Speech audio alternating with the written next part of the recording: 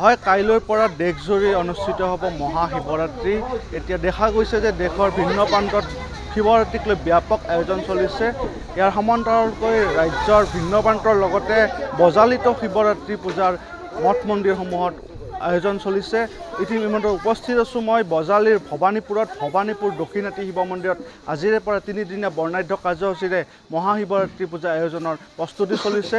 মই প্ৰস্তুতি সম্পৰ্কে জানিব বিচাৰি মোৰ সৈতে উপস্থিত আছে দক্ষিণাতী শিৱ মন্দিৰ পৰিচালনা সমিতি তথা উদযাপন সমিতিৰ বিষয়ববীয়াসকল উপস্থিত আছে। তেওঁলোকৰ পৰা কিছু কথা জানিব বিচাৰিম। কেনেদৰে প্ৰস্তুতি চলাইছে মহাশিৱৰাত্ৰি পূজা আয়োজনত? আপোনাৰ ওচৰলৈ আহিছোঁ। কিদৰে প্ৰস্তুতি চলোৱা হৈছে আৰু কি কাৰ্যসূচী হাতত লোৱা হৈছে? আমাৰ আজিৰে পৰা তিনিদিনীয়া বিস্তৃত আৰু বৰ্ণাঢ্য কাৰ্যসূচীৰে শ্ৰী শ্ৰী শিৱৰাত্ৰি পূজা উদযাপন কৰা হৈছে। 43 সংখ্যক ভৱানীপুৰ দক্ষিণাতী শ্ৰী শ্ৰী শিৱৰাত্ৰি পূজা উদযাপন সমিতিৰ আজি আমাৰ প্ৰথম দিনৰ ইতিমধ্যে চাফাই কাৰ্যসূচী, শিৱ মন্দিৰ পৰিচালনা সমিতিৰ পতাকা উত্তোলন, উদযাপন সমিতিৰ পতাকা উত্তোলন, বৃক্ষৰোপণ কাৰ্যসূচী হৈ গ'ল আৰু এতিয়া আমাৰ পূবেৰণ যুৱ সংঘ দক্ষিণাতীৰ উদ্যোগত কুইজ প্ৰতিযোগিতা অনুষ্ঠিত হ'ব কিছু সময় পিছতে। আৰু আজি আমাৰ গধূলি আতচবাজি প্ৰদৰ্শন আছে। ৰংবন ডান্স একাডেমী ভৱানীপুৰৰ নৃত্যশিল্পীসকলৰ দ্বাৰা নৃত্যানুষ্ঠান আছে। তাৰ পাছতে আমাৰ কাইলৈ গোটেই দিনটো আমাৰ শ্ৰী শ্ৰী শিৱৰাত্ৰি পূজা অৰ্চনা হোমযজ্ঞ এইবিলাক অনুষ্ঠিত হ'ব। তাৰ লগতে কাইলৈ আমাৰ দিনৰ 10টা বজাৰ পৰা গোপাল কৃষ্ণ নাগাৰা নাম দল ৰঙিয়াৰ দ্বাৰা তেখেতসকলৰ নাগাৰা নাম পৰিৱেশন কৰা হ'ব। আমাৰ স্থানীয় আয়তীসকলৰ দ্বাৰা নাগাৰা নাম পৰিৱেশন কৰা হ'ব। তাৰপিছতে আমাৰ পৰহিলৈ তৃতীয় তথা অন্তিম দিন আৰু অন্তিম দিনৰ আমাৰ সাংস্কৃতিক সন্ধিয়া আছে। সাংস্কৃতিক সন্ধিয়াত অসমৰ জনপ্ৰিয় কণ্ঠশিল্পী অৰুন্ধতী ভানুপ্ৰিয়া আৰু চিন্ময় দাসে গীত পৰিৱেশন কৰিব। গতিকে সমূহ ৰাইজকে আমাৰ এই পূজা ভাগিলৈ নিমন্ত্ৰণ জনাইছোঁ।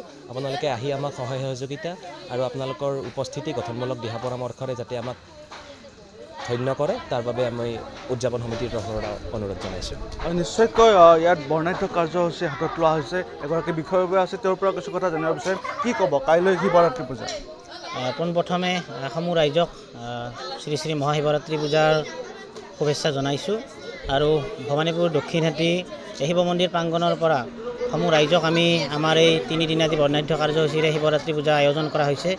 এই মহোৎসৱ চাবলৈ আমি নিমন্ত্ৰণ জনালোঁ।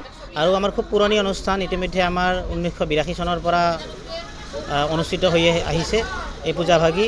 আৰু এই বছৰো আমি খুব ধুমধামেৰে এই পূজাভাগি প্ৰস্তুতি লৈছোঁ আৰু সমূহ ৰাইজক পুনৰবাৰ আমি নিমন্ত্ৰণ জনাইছোঁ আপোনালোকৰ চেনেলৰ মাধ্যমেৰে। আৰু আমাৰ বিভিন্ন শৈক্ষিক অনুষ্ঠানো এই পূজাৰ লগত জড়িত।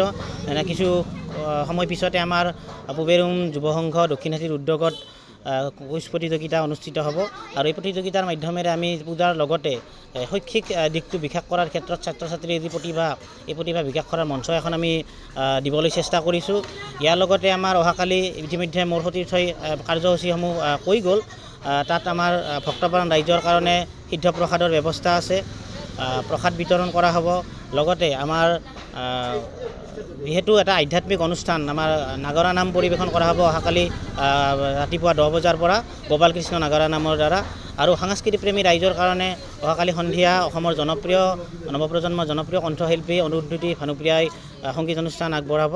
গতিকে এইখিনি যি কাৰ্যসূচী, এইসমূহ কাৰ্যসূচীত আমাৰ সৰ্বস্তৰৰ এই অঞ্চল আৰু উপকণ্ঠ অঞ্চলৰ সমূহ ৰাইজৰ সহায় সহযোগিতা পাম বুলি আমি আশা ৰাখিছোঁ।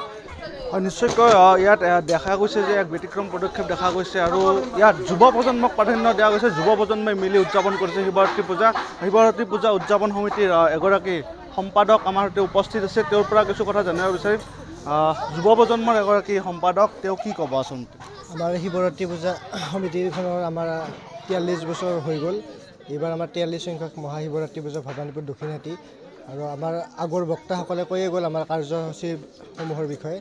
আৰু কাৰ্যসূচীসমূহ সুচাৰুৰূপে পৰিচালনা কৰিম বুলি আমি আশা ৰাখিছোঁ। আৰু আগন্তুক দিনত আমি চেষ্টা কৰি যাম এইখিনি কাৰ্যসূচী আৰু ভাল লগাকৈ জাকত জিলিকা হওক আমাৰ দক্ষিণাতী শিৱৰাত্ৰি পূজা মহোৎসৱ। এইখিনিয়ে কৈ